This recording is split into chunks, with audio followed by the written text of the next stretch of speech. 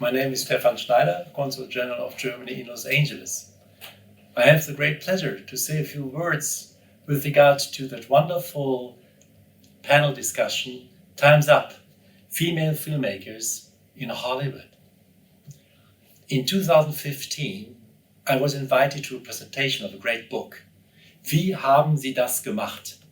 Aufzeichnungen zu Frauen und Filmen. That's the one, it's in German. And this book collects testimonies of 81 women in film business. They are directors, they are producers, they are camera women, they are director of photography, they write scripts, and you can find them in all fields of filmmaking. And this book is on the struggle of women to be more visible in the film industry, that their part, their contribution to art is tremendous.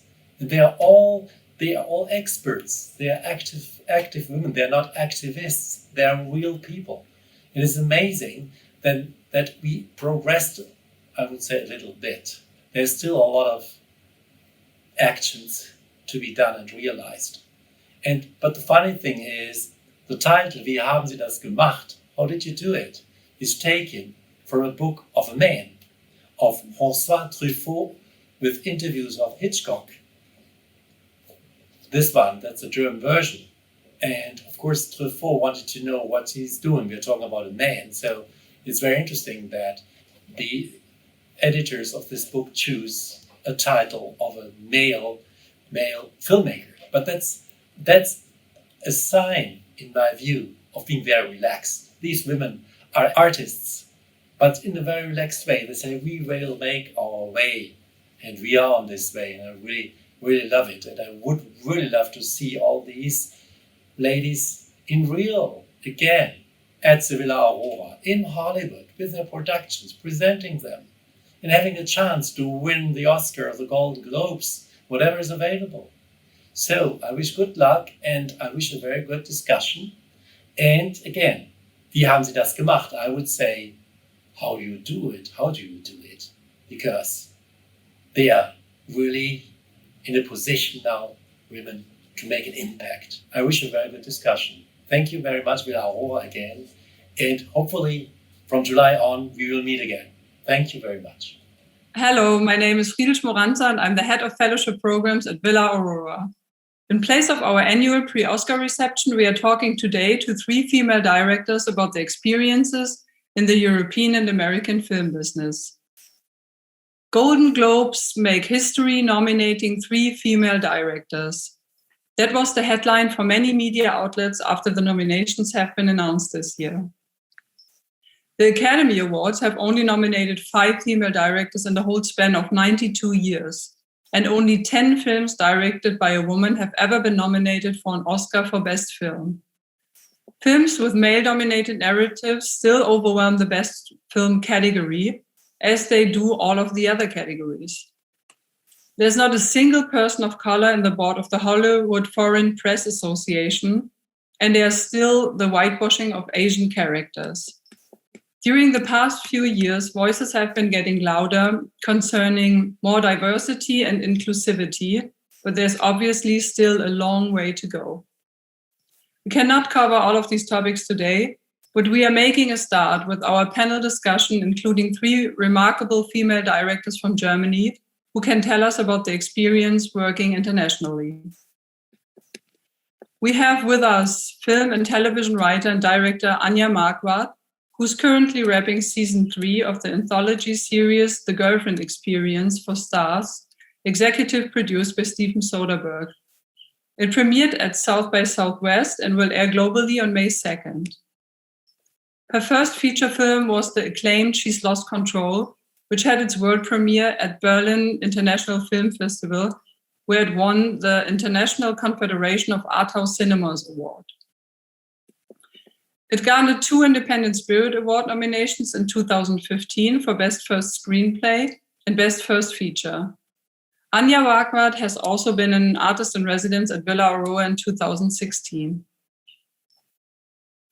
Nora Fingscheidt's film System Crasher premiered at the 2019 Berlin Film Festival to rave reviews.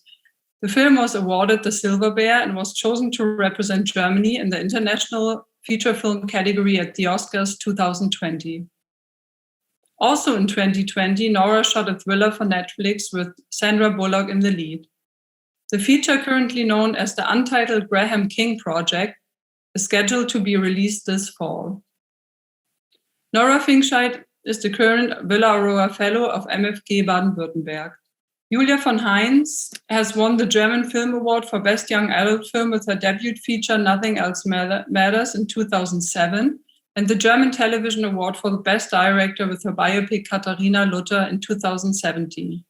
Her most recent film, And Tomorrow, the Entire World, premiered in competition at Venice Film Festival 2020 and was selected to represent Germany at this year's Academy Awards in the International Feature Film category. Julia von Heinz is currently developing an adaptation of Lily Brett's international best-selling novel, Too Many Men, which is set to star Lena Dunham and Mandy Patinkin. Last but not least, I want to introduce our panel's moderator, Sydney Levine. With her 45-plus years experience in the film industry, she began her career as the first woman in international distribution in 1975 when she was hired by 20th Century Fox International. In 1988, Levine created FilmFinders, the industry's first database, which eventually was acquired by IMDb. She left FilmFinders in 2009 to establish Sydney's Buzz, a blog about the international film business, which was part of IndieWire's blog network.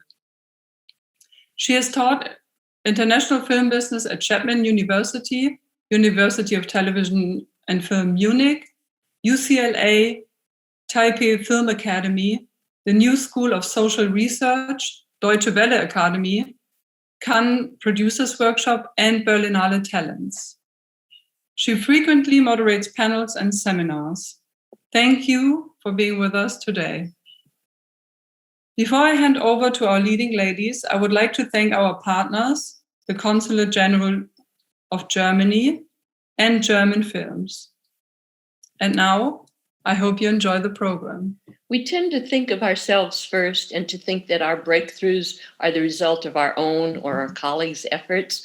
And that's true in part, but being here at the Villa Aurora, a safe haven for so many artists and intellectuals who fled a great nation brought down by Nazism, I want to acknowledge that there's always been an exchange of people from around the world into Hollywood.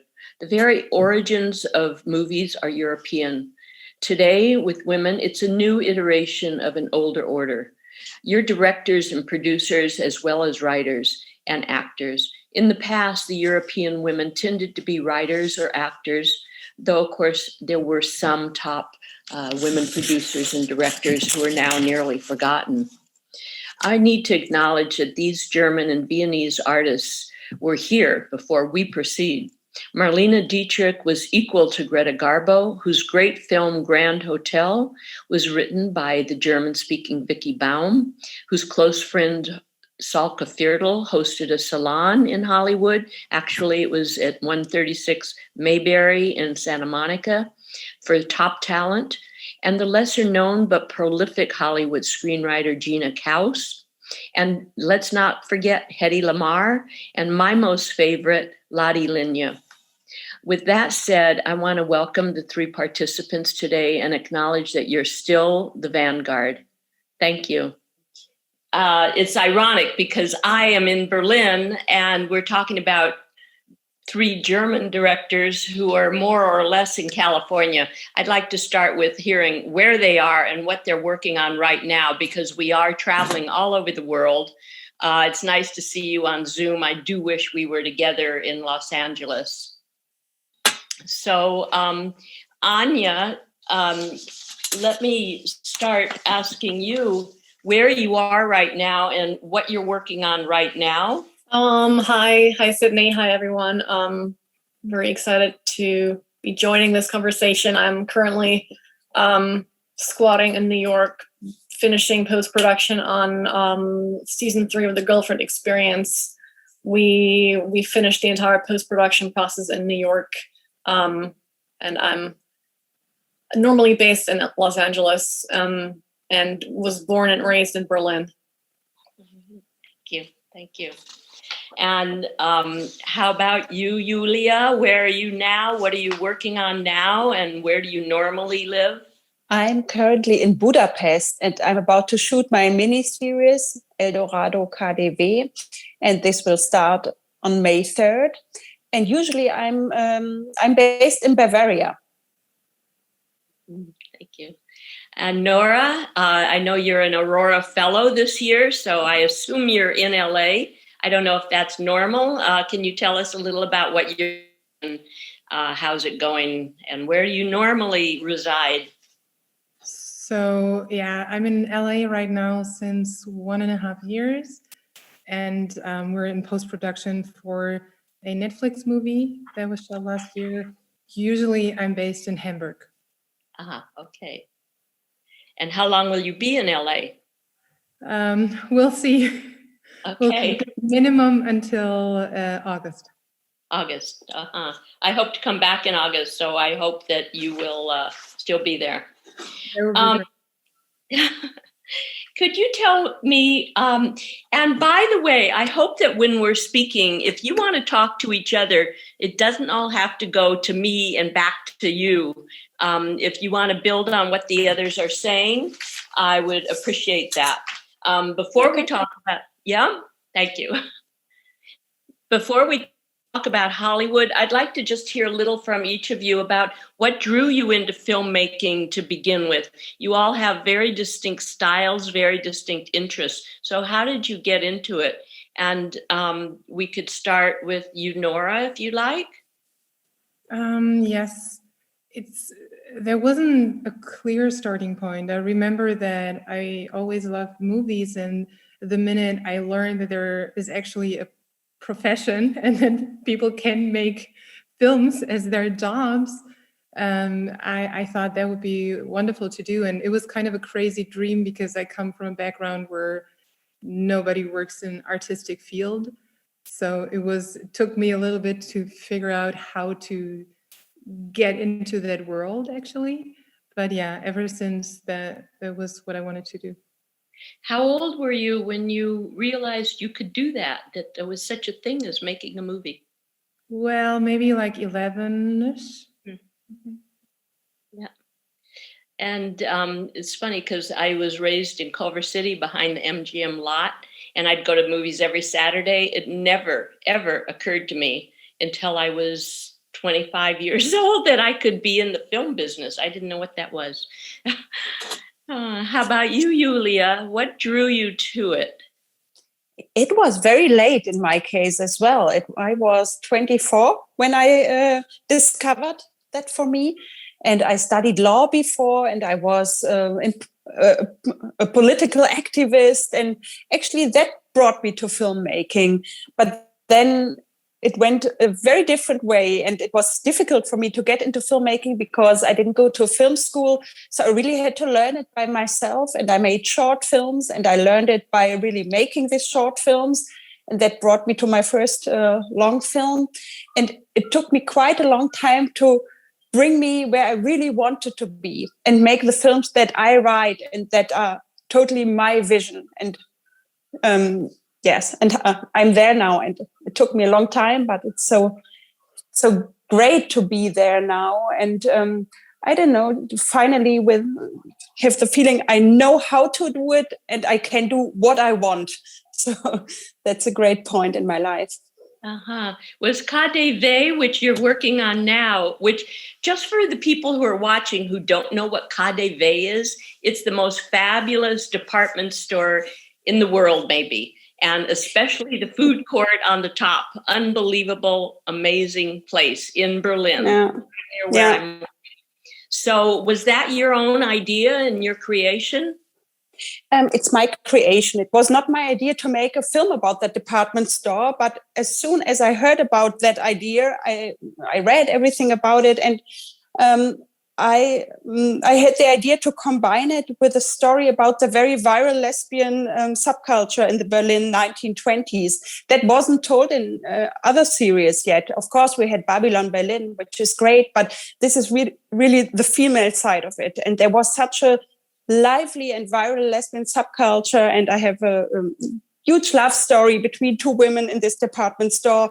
And of course, also, again, it's a story about how the Nazis stole a department stores, because most of the department stores were Jewish, actually all of them, and they lost it. And so I have the family story here about the Jandorf family losing their KaDeWe, and I have this female love story, and both topics are very interesting for me. I can't wait to see. I can't Yeah. wait. Oh. And Anja, you're working on this whole series with stars, the girlfriend experience. How did you come to that one? I received a phone call one day, and it seemed like there was going to be an opportunity for me to have a conversation with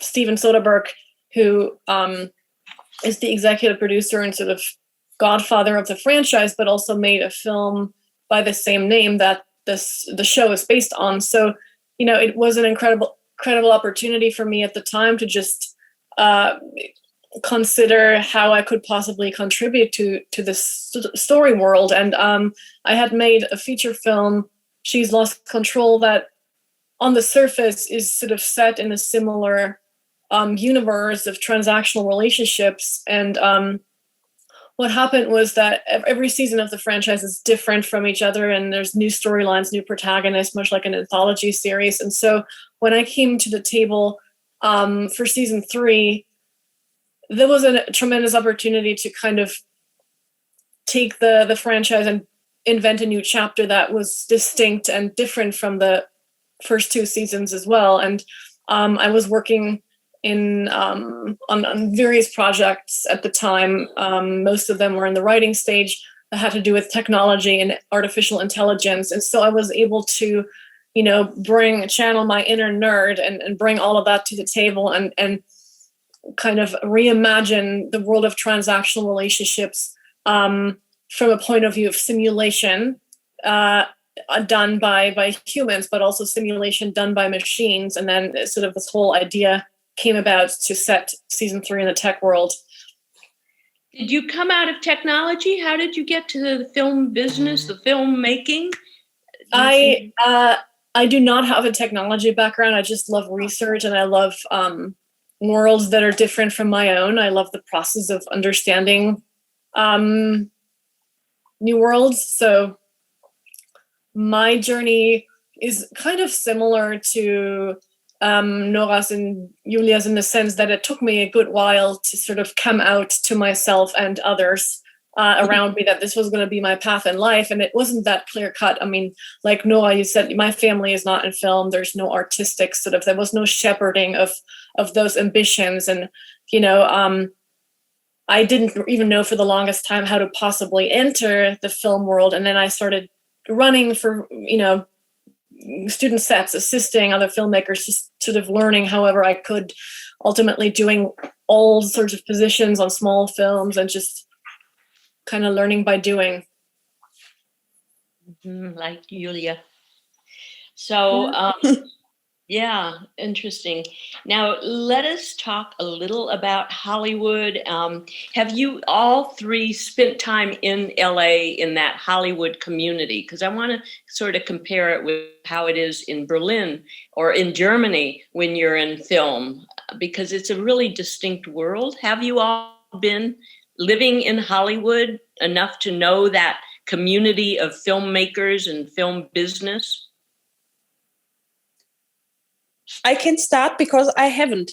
That's a step which is hopefully and probably ahead of me, because I have the agency now, CAA, and I signed with them last autumn. So I have a lot of general meetings now and meetings with production companies, but it's all online.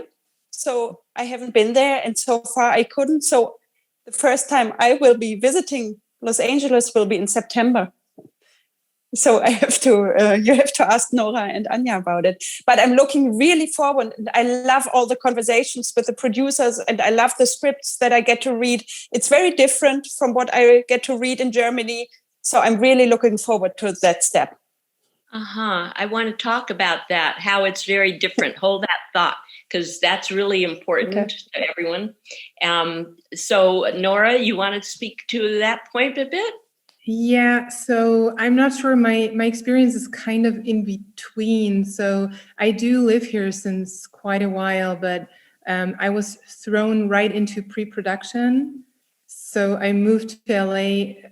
I spent here August 2019, and then my family came a few months later, and then we started shooting in Vancouver. So I spent quite a lot of time traveling to Vancouver, being on location tours, and then shooting in Vancouver, and then COVID hit.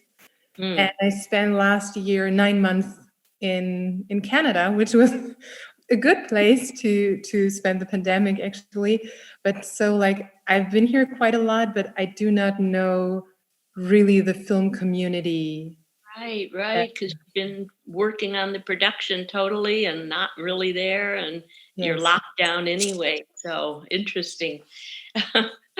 And will you stay longer so you or return when you go back to Germany and come back again, or will you stay in Germany, you think? Well, I mean, that's all up in the air right now because, you know, my son, he's completely adapted to California and he doesn't want to go back at all. It goes so fast for kids. And so we have to see. I do want to go back at least partly. So we have to see how we can combine the two worlds. How old is he, your son? He's 10. Okay, wow. Yes. And Anja, how about you? I would say it's been an ongoing process, and it's you know, I currently live in LA, but I also haven't been there in a while because I was living out of my suitcase making this show. We reshot in London, now we're doing post-production in New York. So it's sort of, it's not that straightforward. Right. And you know, I did spend 10 years in New York. I did end up going to film school in New York and made my first feature here, but then found myself spending a lot of time in LA. A lot of my friends were in LA at the time, and I spent some amazing months at the Villa Aurora in 2016. That was just such a gift to be working out of the beautiful villa. And then, you know, it just became a sort of a process of just balancing out life and work a bit more. I do believe that LA is a really great place to be connected to nature and have some sort of balance while, you know, working like we do in unpredictable ways and right 7 days a week. And do you have agents already? I know, Julia, I want to talk to you about your agent and how that changes how you work. Nora and Anja, do you have agents also? I do. I have agents in the US, and I have an agent in Berlin, and so it feels like a nice global approach for me. And I've been with both of them since 2015, I believe. Mm-hmm. Yeah, I do have an agent in the UK, and then an agent in Germany since a long, long time. And here in the US, I do have a manager only. Huh. Wow.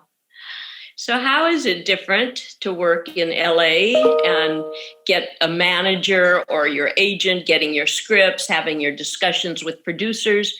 Can you speak to that a bit more, Julia, perhaps, since you started this about getting the scripts and having these discussions?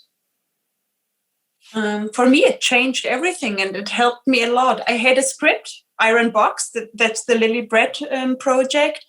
And I had already sent it to Mandy Patinkin before even. And I don't even know if I really got through or something. But with CIA in my back, they helped me to get it out to Lena Dunham and to Mandy Patinkin. And I got feedback and they loved the script and I got in contact with them. I have the feeling it's easier if someone knows somebody or knows somebody's agent. So that was a very new situation for me that helped me a lot. And also with other projects that are coming up, a lot comes through my new team. from CAA. That's very good, because in Germany, you find your financing through the government. And in US, these agents also have not only to find you talent, but also have to find you the financing. Am I right? They have a financing group in CAA, and we can talk to them and meet them, and they would help us. But that's the next step in my case. But yes, you're right. It's totally different, and it's much more private money. Mm-hmm. We don't have that in Germany at all, actually, or very, very little. Right, which is wonderful to have a government that sees art as something that's worth subsidizing. It's great, but So did you finance the film yourself, Iron Box? I mean, not your money, but did you have to go out and raise the money? Yes, we are doing that with my production company based in Berlin. It's the Seven Elephants. And it's with David Fnent and Erik Schmidt. They were also at the Villa Aurora. So it's two directors and Fabian Gasmier, our producer. And we finance it together. And it's a co-production with Poland and with the US. And in US, is it private financing? Yes. Mm-hmm. But not through the agency. They help us, yes. They do help us to bring it together. Yes. Yes, and does it have an international sales agent already? Yes, and that is again Films Boutique, and I worked with them with my last film already. Yeah, they're fabulous. They're absolutely fabulous. Yes. Yeah. And for people listening, they're in Berlin, and they're a sister company for films distribution. Is that right? In Paris. So they have a huge reach and great taste. Fabulous films. Yeah, the best. Yeah.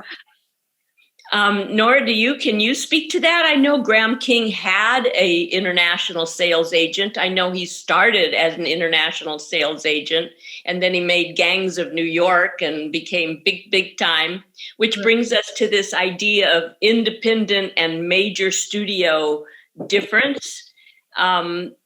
Can you speak to whether you have a sales agent? Oh, you're doing it on Netflix. Never mind. They're doing the whole thing, right? You don't have to worry about an international sales agent. Nothing to worry about. Yeah. And how about you, Anja? Well, yours is going on Stars, so you don't have to worry about the financing either.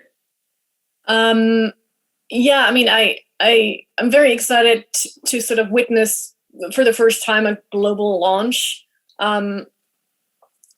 because Stars, is now a global app that has Stars Play in over 30 territories, and it's a very intricate, complex machine to push out a marketing campaign for a global launch. I mean, in our case, it's May 2nd, so it's very, very soon. I've already started to do interviews, and at the same time we're finishing up the show, and I'm looking at VFX every day, and it's an intricate, very cool process, and I'm very excited to see how it's gonna go globally. I mean, it's because we now live in this world where we can have real-time global conversations between different time zones and all that stuff. So it's the first time for me that I'm gonna be part of this.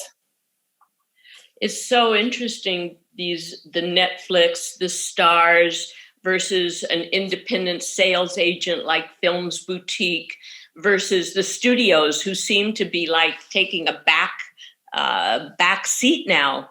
Do you think that these streaming services like Netflix and Amazon and IFC, I include IFC Stars, although it started as a television network, to me it's very much like Netflix. Do you think that they have an influence on how accessible big productions are now for filmmakers?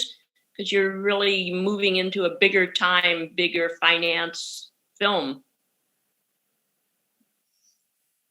They're acting in terms of getting involved as a director, how to sort of are you able bigger to projects?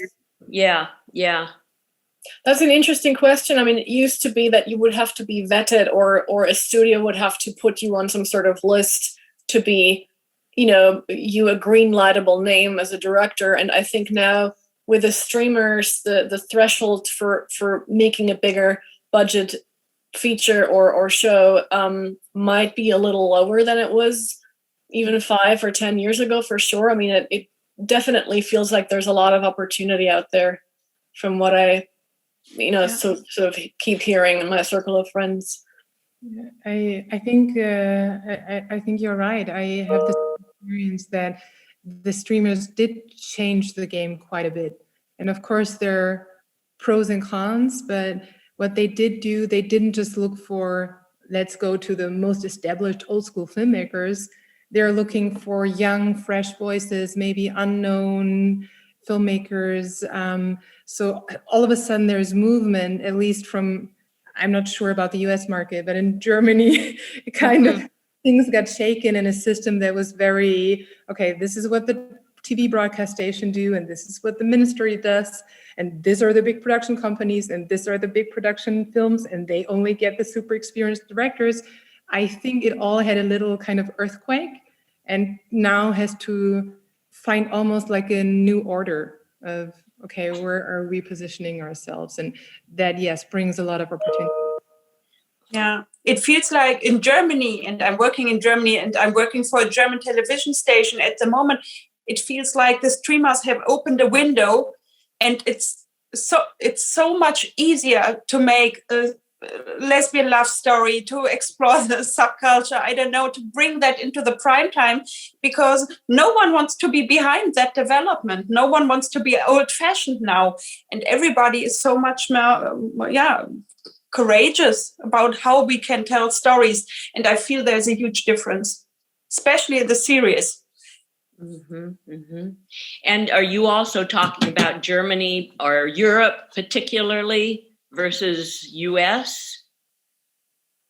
Or you think US is more fluid also? I don't know yet. For me, it's just something new that I will experience, but I don't know yet. Yeah, I tend to think that US in a way is not as shocked by all the change, that they're now looking for the newest. Because when you look, I mean, I don't know a lot, but when I look at Apple is very careful with their choosing people that they know can bring in big money. It's all about money in Hollywood, because you have to raise your own money to make your own film. It's always about the money. And so I don't know if it's true, but I have a feeling they're less daring, except that with new technology, it becomes more democratic. And I think there's a place for women now. So you get in a different door. It's hard to say. I mean, for me, Nora, you're almost like the perfect candidate, because you're doing such a big one. I mean, you have Graham King is big, Netflix is big, and you're young and just starting. But I'd love you to compare ways of working in Germany, aside from, yes, you can find your financing, and in US you can't, which is not your concern really as directors. Could you compare a bit more about US and Germany, how the working progress, how it's different? Sure.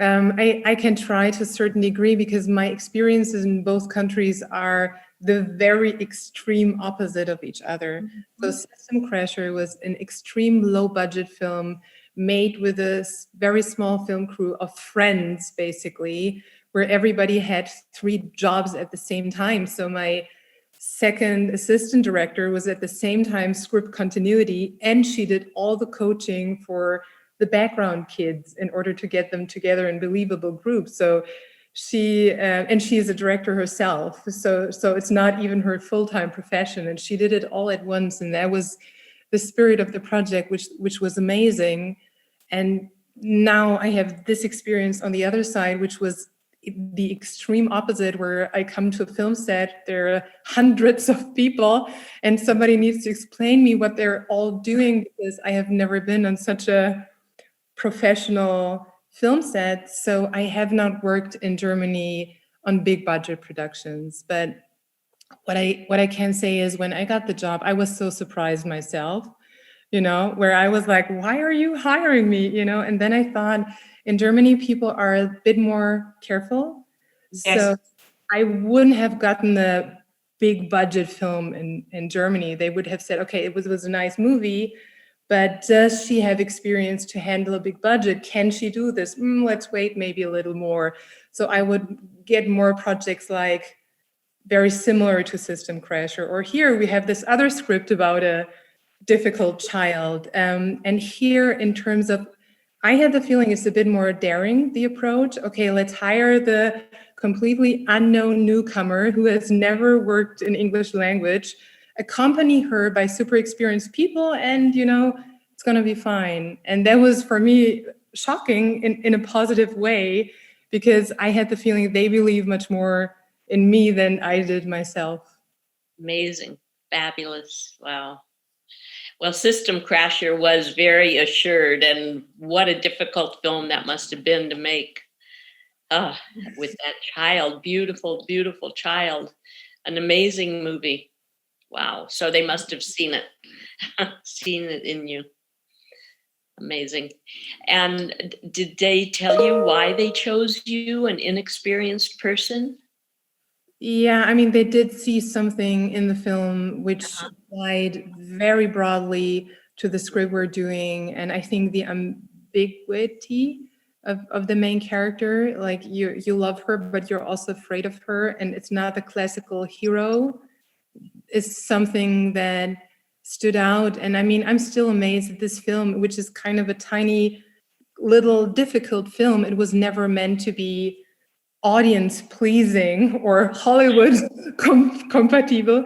So, and it's still going around, you know, and still sometimes I get calls or emails from people who just saw the link and are amazed by the films. So it has quite a journey. Yeah, It's an amazing movie. I mean, I had to watch it twice. The first time I was so anxious that at the end I could only remember my anxiety. I could not quite remember the film, except that little girl's face and how scared I was.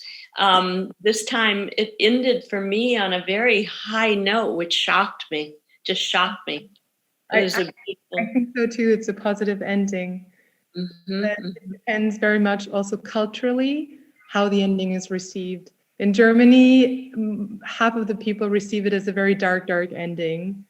And in other countries, it's different. It's really interesting. Yeah, I was surprised at my reaction. And Julia, just to talk a little about your film also, if we may. It's also fabulous about And Tomorrow, the entire world. And I know you drew on your own experience as an activist, but it's so timely today, and probably with those people you're that age that you're talking about. But it reminded me so much of my 60s experience also. It was such a strong film, and she had to make such a decision about her own self and her own life. I would expect you would have gotten a lot of calls. Is that, did CAA tell you, I mean, obviously they were impressed. That's why they called you. But have you gotten other feedback about this film? I mean, here it is, close to getting the nomination. Fabulous energy in that film. I'm very surprised and very happy that I get calls and meetings with people that do produce genre films, thrillers, action movies, and genre. And I love it. We rarely have that in Germany. It's a genre that doesn't really exist, but I know it's an important part of my film in Tomorrow, the entire world. And I was very surprised that people or producers in the US recognized that in my film, and they recognized that I love to do stuff like that. So I'm sure I will go there in the future, because I read script now with a lot of action and female action, and it's interesting for me. I like it, and we don't have that at all in Germany. So yeah, it's a possibility for me to do that. Mm-hmm. And Iron Box, though, is quite different. It's about a woman who's taking her father back to Poland, where he was in a concentration camp. Yes. And he's rather recalcitrant, kind of. I don't know the whole story, but that's quite different. And it's also more European because he's going back to Europe, but it's in New York. More of an art film than a genre film. Probably, yes, you're right. But on the other hand, it's also a love story again. I mean, it's not a love story because it's father and daughter, but they really, get to know each other in 1 week in a new way. And it's a very emotional film about a relationship that starts very difficultly and they grow together. So probably it's an art house drama, yes, but in a way not, because it's all about emotion and how it is to be a daughter with a difficult father-daughter relationship. And that's probably a very European project. You're right, but I'm so happy that I found these actors and that people in the US want to finance it because they think it's also a film for the audience. And I always want to make films for the audience. Yes, and it's important. I mean, mother, father, and daughter, and the European connection of Americans. We need to remember we did have a connection to Europe or to wherever, Africa, Asia. It's important to connect and reconnect and work it out again. So, I mean, and you have major actors, so that puts it into a little different category. Yes. And Anja, I must say, I didn't see She Lost Control. I'm so sorry I didn't see it. I would say yours is very timely also, of course, because technology and making matches is so worldwide, really. Yeah, I think for me, the overarching question is really, what would need to happen in each of our lives in order for us to be open to becoming connected in one way or another with AI. And I don't have any answers, but these are definitely questions that scare me and make me think about the way of the world and where it's all headed. And every time we hit accept on some app that we just downloaded, I mean, it feels like we're going through this giant experiment collectively. We don't really know where it's all headed, but I think putting that into the work is a way for me to work through it and kind of set it free and put it up for discussion. Yeah, it's interesting.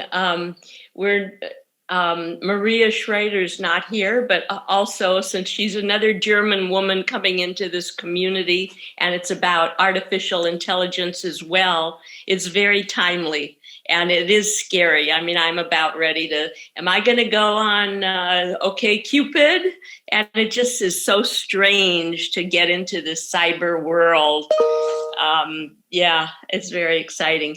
And for you, it answers, as you say, you're working through your own fears and whatnot. And that kind of brings me back to the beginning question. What brought you into film in the first place? I think a lot of it is working through our own personal questions.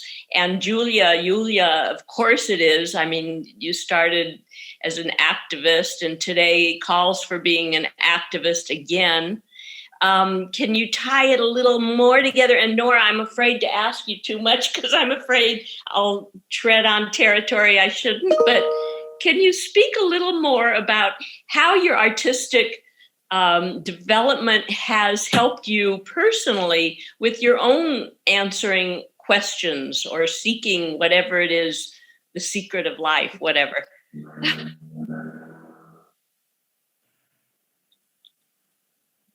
Long silence. Bad question. It's a tough question because it's an ongoing process, and sometimes you make a film and then 2 years later I understand why I did it or why I had to do it. It's not a really conscious process for me. I do know that some stories, I like them and I read them and then I forget them after a week. So they don't stay with me enough. And then the stories that really become films most of the time, I carry them around like an elephant, like for years and years. So System Crasher took 5 years of research, but I had carried the idea of the main character for, let's say, 10 years around before that. And so the next project that I want to write, which is a period film, takes place in Germany, a German project. That is something that I want to write down since 12 years already. So I tend to kind of, the stories kind of, they grip or they stick or something. So it was a new experience for me now to direct a film that I hadn't written and that wasn't my baby. It was really a job. Here's the script, make your own approach out of it, but it's definitely a process of collaboration.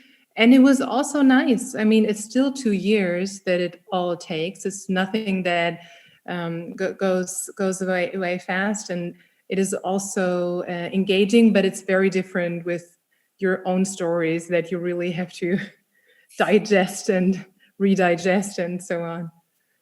Fascinating. Thank you. I love to hear how that creative process works. Thank you. That's a great answer. Can you, Julia and Anja, can you also get into yourself and how, I mean, that was so effective what you just said. I want to tear up and cry to carry these projects for so long.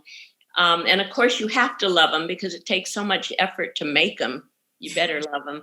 Can you get into your own creative process a bit more, Anja or Julia? For me, it's definitely research driven. I really, part of becoming a filmmaker, I think, was this opportunity to, where I felt that I wanted to live a life of continued learning and exploration. And when you start working on a new project, it feels like the elephant you carry with you.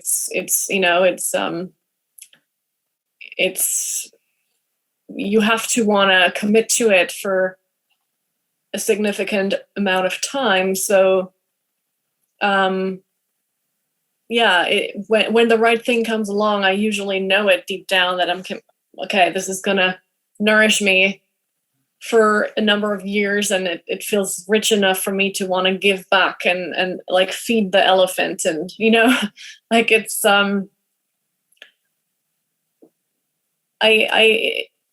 I love the idea of exploring clandestine worlds that are very different from my own life, and then finding a personal approach to it by excavation or sculpting or just process of familiarizing with myself with something that's very foreign from my own life. So that process to me feels tremendously gratifying. And then maybe you could compare it to the process of building a bridge of some sort, like to a different land, or a bridge to a way of thinking that is maybe foreign when I started out, or just to understand. I think it's sort of a work of translation and understanding that is an engine for me creatively. Mm-hmm. Fascinating. Thank you. It's really interesting. Thank you. For me, I feel like my films have to be a dialogue with what's going on around me. It's very difficult for me and I've done that, to make a film that is only entertaining and that gives my audience 2 hours of a very nice and perfect time, but then it's over. I really love it, and I have children, and I love it especially for them. But now, and I know how many years it takes me also to make a film and to write a film. As a motivation, I need the feeling that I am in a discussion, in a dialogue with things that are going on and that are still not okay. because there's so much going on which is not okay in this world. And I have the feeling my films are my weapon to do something. And I really need that for every film now. And it helps me to do all that work for so many times and all that awful work that comes with the film as well. And that is my motivation to bring me through that time. So interesting. Thank you. I love to hear the struggle and the understanding or not understanding, trying to reach understanding. Thank you. And a weapon to fight what you see as unjust. Thank you. Yes. I think to me, that's the most important part. Yes, it's different working in Germany and US, but I really thank you deeply for giving me the insight into what makes you creative. I think that's the most important and most exciting part. And that's what comes out in the movie and communicates to other people, that fire you have in yourselves. On that note, I think I have to say thank you. I can't go beyond that in a way. Maybe I'm ending too short. They'll cut this out and we'll add more. Or maybe you want to add something that I haven't covered and you really think it should be communicated. Please let me hear it. I just want to add that I feel now that I'm reading some of these scripts that are developed in the US, and especially about the female characters, I feel like they are 10 years ahead of what I read in Germany. And that is so sad to say, but I feel it. And I also read scripts for young people now, like teenagers. And I love what is happening there. And I'm so happy that because my children, they look mostly television series on Netflix and Amazon from the US. And I'm so happy to see what comes next and what is going on. And I feel that all the discussions about diversity, it's much further in the US, and we really have to bring that to Germany and make it move forward so we have the same development and that we come to the same level about these discussions. Well, if anyone can make it happen, you women who are working in US can make it happen in Germany. You're the vanguard. I hope so. I will be much more critical now with the German scripts that I read and that I develop, yes. Wow, interesting. Very good. I'm trying to think, was it you who won the award for the young adult movie? Yes. Okay. It's a long time ago. Yeah. Well, I think it's great because women, young men also, we need guidance. They need guidance, and entertainment is the best form of guidance. And I think it's great that you're hearkening back to the youth and the young adults. How about Nora? Sorry, I don't mean to cut you off. Sorry. Yeah, No. Maybe something to add. Like, I definitely want to work in Germany as well. So I cannot imagine turning the back completely. I really miss working with actors in German. I miss working in my mother tongue. I have a feeling that even if you're fluent in English, there is a certain fine-tuning of language where I do not have access to. It's about word jokes or say like this. So I feel like when I'm working, it's not, I mean, I haven't lived 10 years in New York like Anja, and things might change then. But for me, it was like dancing in big wooden shoes, you know, I couldn't move as elegantly as I would like to. So, and that asks a lot from the actors. And for some actors, it was fine because they have to do the little extra translation. And also it limits the amount of talking, you know, because you really narrow it down. But then again, sometimes I felt like, so, and other actors, I could feel like they would probably need a bit more finer direction. And so I would love to do both in the future. I really want to go back to Europe and make films there as well. Yeah. Well, maybe you'll be like Steve Soderbergh, who would make a big movie and then take the money and make an artistic movie and switch back and forth. That would be amazing, yes. Anja, anything else to add? No, just that I'm so pleased to meet all of you. I now have to have some homework to do and see some more of your work, and I'm excited to, I'd love to talk more. Me too. I'm very excited. I'm so happy I could get a personal connection with you all. So when I watch your film, it'll be like such another dimension added to it. I can't wait because I love your films, and now I know so much more about what makes the film. And when I come in September, perhaps I can have a coffee with each of you, because I come to New York and LA. So it would be very nice to meet you in person. That would be wonderful.